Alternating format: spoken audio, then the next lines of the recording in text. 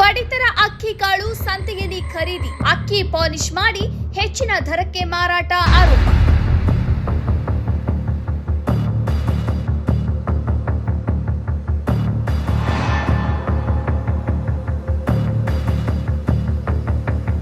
ಚಿತ್ರದುರ್ಗ ಜಿಲ್ಲೆಯ ಚಳ್ಳಕೆರೆ ನಗರದ ಪಾವಗಡ ರಸ್ತೆಯ 3ನೇ ಕ್ರಾಸ್ ಬಳಿ ಸೆಟ್ನಲ್ಲಿ ಹೆಗ್ಗಿಲ್ಲದೆ ಅಕ್ರಮ ಪಡಿತರ ಅಕ್ಕಿ ವ್ಯಾಪಾರ ನಡೆಯುತ್ತಿದೆ.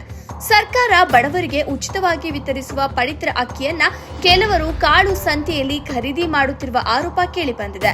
ಕಾಳು ಸಂತೆಯಲ್ಲಿ ಮಾರಾಟ ಮಾಡುತ್ತಿರುವ ವಿಡಿಯೋ ಈಗ ವೈರಲ್ ಆಗಿದೆ.